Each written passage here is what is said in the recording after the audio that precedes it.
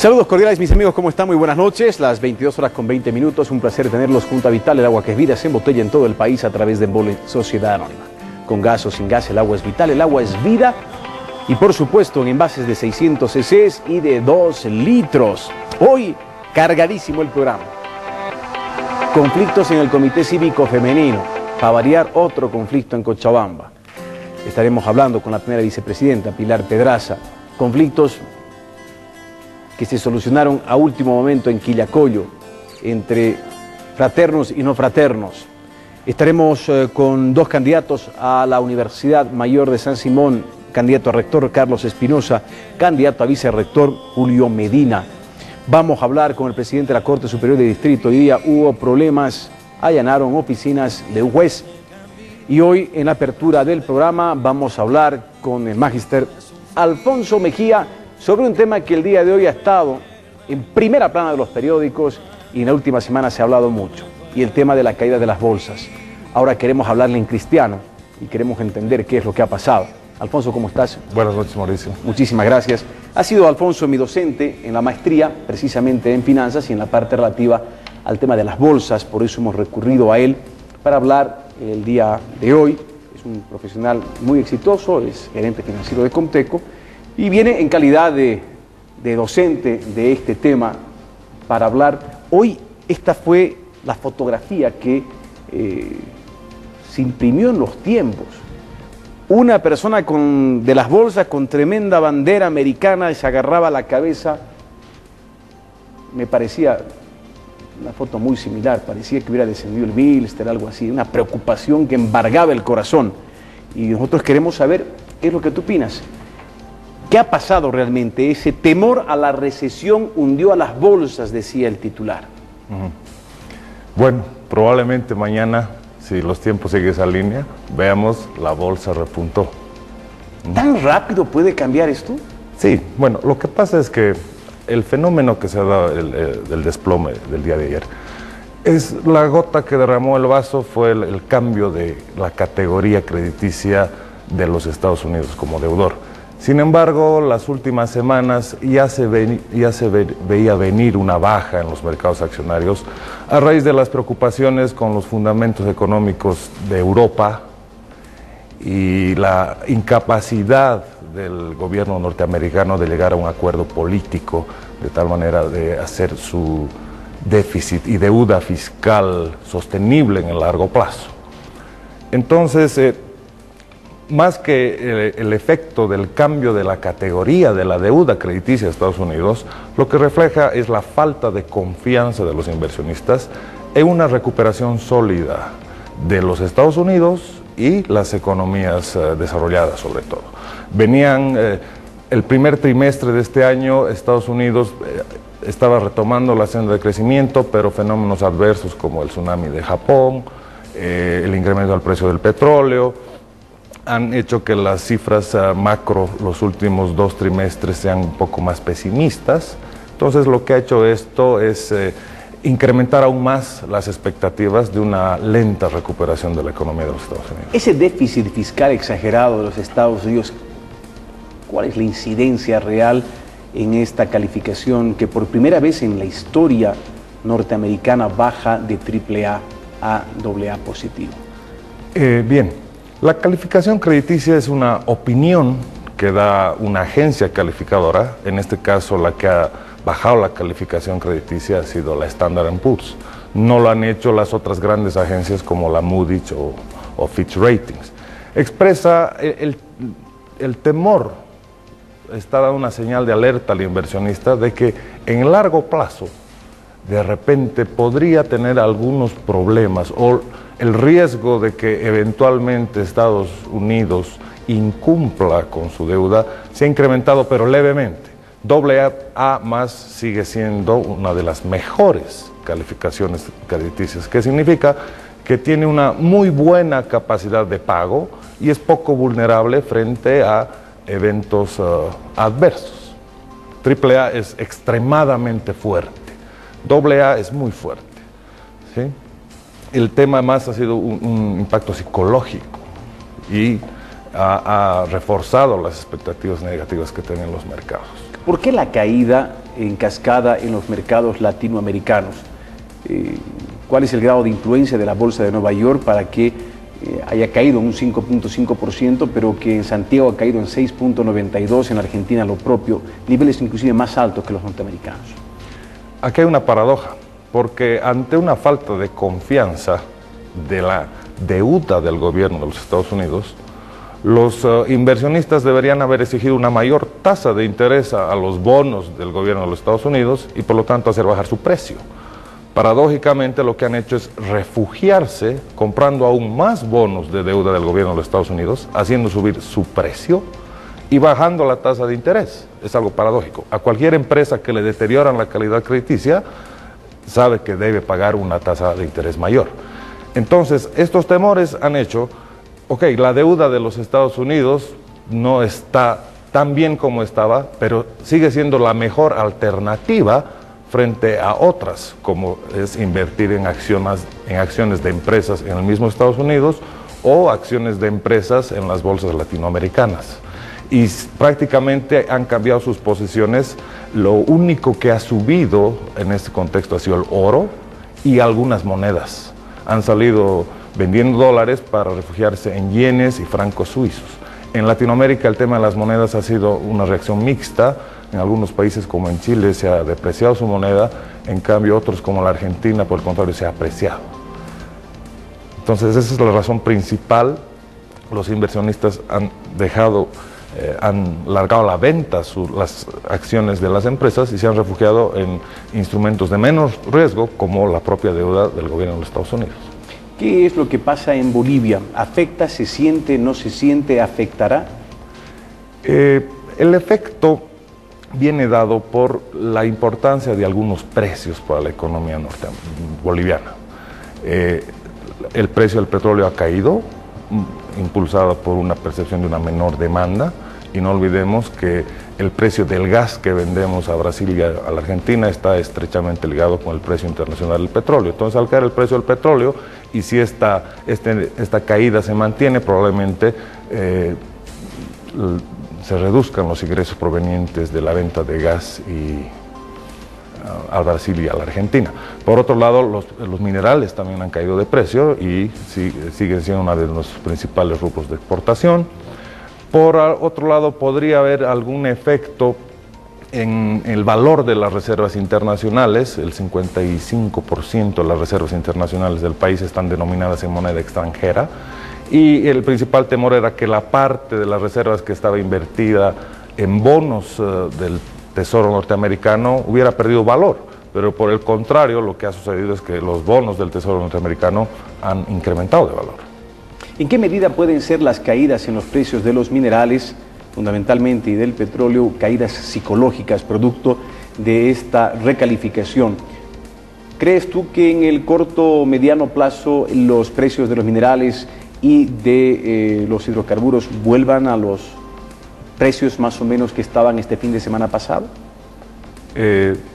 Yo opino que sí, porque hay dos factores que impulsan el precio del petróleo y otros productos primarios. Uno son factores de demanda real, es decir, que se necesitan para producir bienes y servicios, y otros son factores especulativos.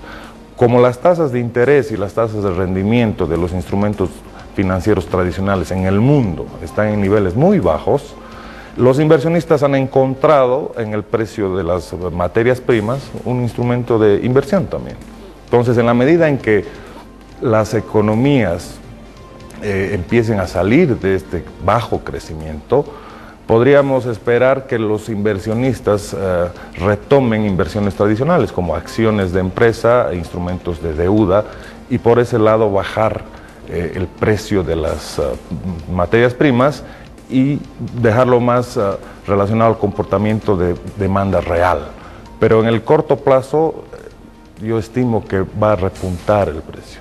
No a los niveles que teníamos a mediados del 2008, pero sí un 20% más, relativamente rápido debería lograrse. La bolsa de Frankfurt ayer cayó un 7%.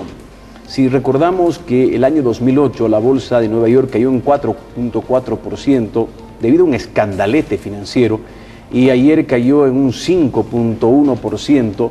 Cifras del 7% son cifras realmente espectaculares. Mucha gente ha debido perder muchísimo dinero y seguramente los que tienen flujo, los que tienen dinero, hoy han debido comprar como locos y serán los que vuelvan a ganar. En este rubro, quienes tienen liquidez, quienes tienen dinero, que no lo deben, que lo tienen guardado, pueden aprovechar muy bien.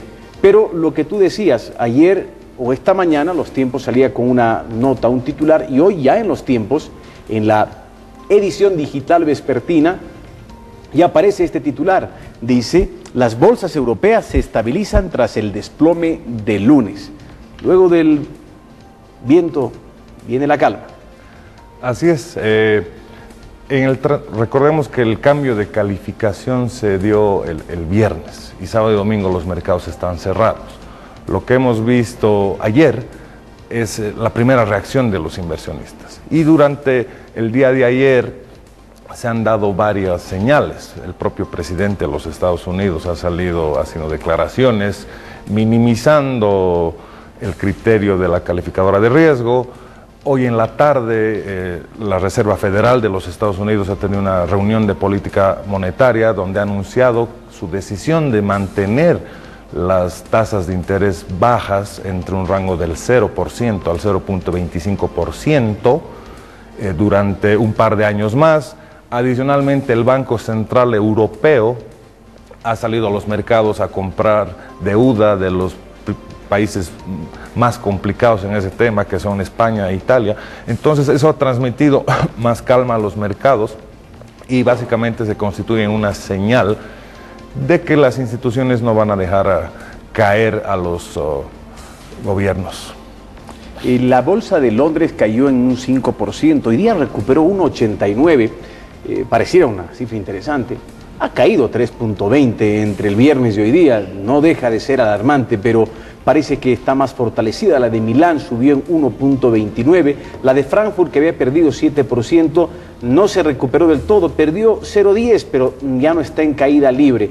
¿Qué tanto puede influir las bolsas europeas en la bolsa norteamericana?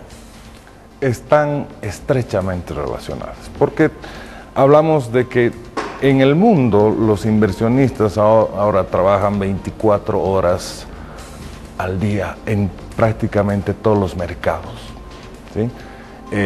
Cuando Estados Unidos está cerrado, pues está abierto Tokio. Entonces ya hablamos de un mercado de capitales global, gracias al avance de la tecnología de la información y las comunicaciones.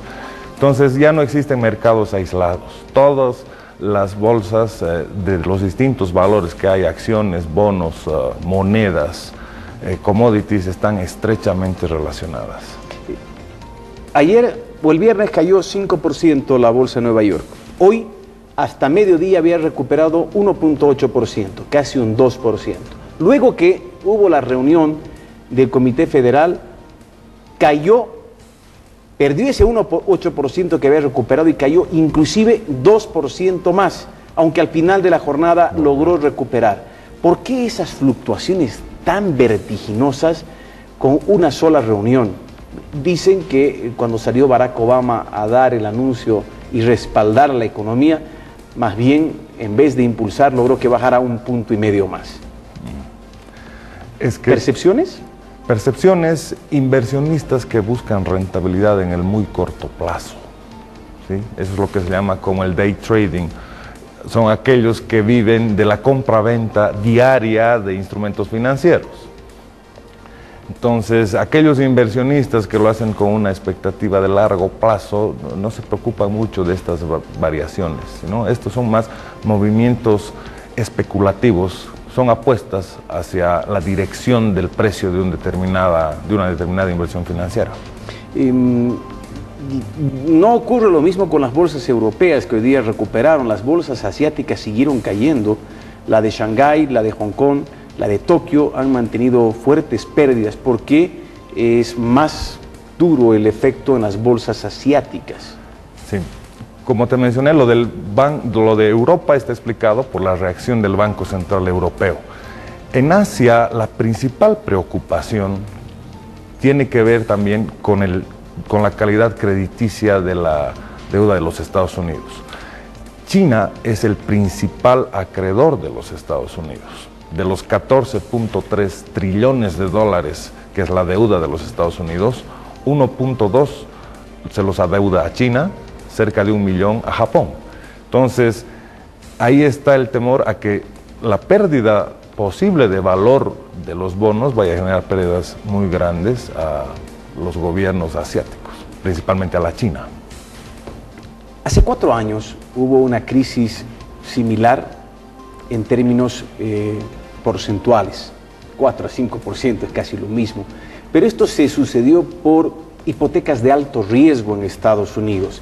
Muchos, y lo hemos analizado esa vez que estuvimos en clases contigo, mucha gente se prestaba dinero del banco para comprarse una casa y no tenía un respaldo ni de trabajo ni ningún activo que podría ayudarlo en caso de una situación conflictiva. Luego vino la recesión, muchos se quedaron sin trabajo y no pudieron amortizar para la compra de sus casas, las perdieron todas. Esa fue una mazamorra que vino producto de una recesión y de un impago en hipotecas dudosas, por decirlo menos, y bancos que, impulsados por las compañías constructoras, lograron créditos impresionantes.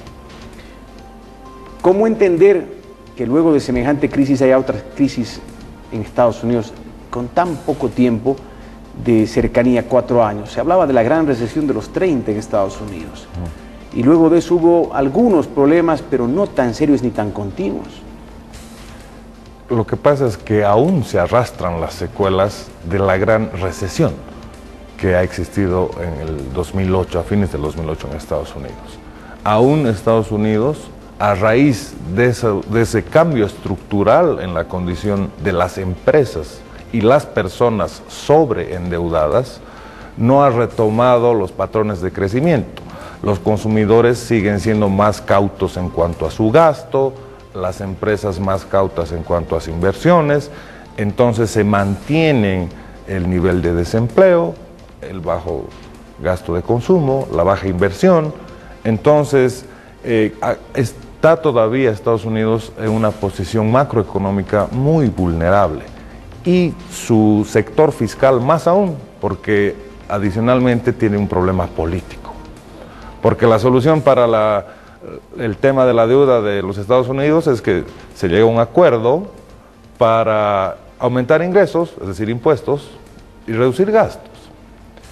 Los republicanos se oponen terriblemente a aumentar impuestos y los demócratas pues no quieren reducir los programas sociales, especialmente de salud, que han comprometido. Entonces ese es el gran dilema de los Estados Unidos. De hecho, la calificadora de riesgo hace mención a su percepción de que no ve muy difícil un acuerdo político para reducir el problema estructural del endeudamiento de los Estados Unidos. ¿Ya están viviendo de alguna manera las próximas elecciones? Si le va mal a Obama, los republicanos podrían tomar el poder.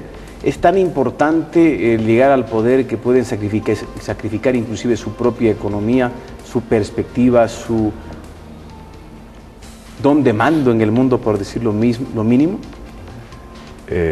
No creo que llegue a tal extremo, pero sin duda puede haber un componente político. De hecho, lo primero que ha sucedido frente al cambio de calificación de la categoría crediticia, los norteamericanos le han llamado el finger pointing, buscar culpables, ¿no es cierto? Los republicanos le han echado toda la culpa a los demócratas le echan la culpa a los republicanos de los que no 8 años pasados. Claro, de hecho, el principal crecimiento de la deuda de los Estados Unidos se ha dado en el periodo 2001 a 2007. Entonces, sin duda hay un componente político, pero no creo que al extremo de sacrificar la estabilidad en conjunto de los Estados Unidos.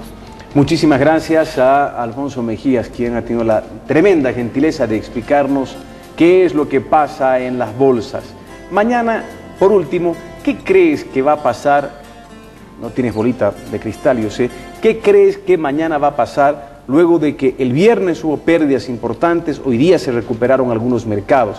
¿Qué pasará mañana en Wall Street y qué pasará durante esta semana? Los mercados van a seguir siendo extremadamente volátiles. En un mismo día pueden haber subidas y bajadas muy importantes. Y se va a mantener esta situación hasta que realmente no se den señales sólidas de cambios estructurales, que es lo que necesita Estados Unidos. En el tema de su déficit fiscal, ya lo acabamos de decir, es un acuerdo político, y en el tema del despegue de la economía, tiene que ver con cómo reacciona el consumidor, las empresas, las familias frente a estos acuerdos. O sea, Estados Unidos está en un círculo vicioso, tiene un problema fiscal y tiene un problema de los fundamentos microeconómicos. Entonces, son dos condiciones que se contraponen, porque para aliviar los problemas de la micro, el gobierno tiene que estimular la demanda, pero por otro lado no puede estimularla porque tiene el problema de deuda. Entonces va a depender de la habilidad técnica y política del gobierno de los Estados Unidos para salir adelante de esta crisis. Por lo tanto, no es un tema simplemente macroeconómico, es un tema también de orden político y, por supuesto, tal y como lo dice acertadamente Alfonso Mejías, es un problema también de orden microeconómico. Estados Unidos tiene una cantidad impresionante de empresas como pymes, pequeñas, grandes y medianas, que no están pudiendo vender mucho, están en un proceso de recesión y si no se estimula el gasto, que tiene que hacerlo de alguna manera el Estado, estas no podrán contribuir a la generación de empleo, mano de obra y de economía. Enseguida retornamos, hablaremos de temas universitarios en el que no me pierda Cochabamba. Vamos a la pausa con la grata compañía de Almanza. Otoño-invierno 2011. Qué manera de vestir y vestir bien. 3 colecciones con una calidad, 3 estilos con un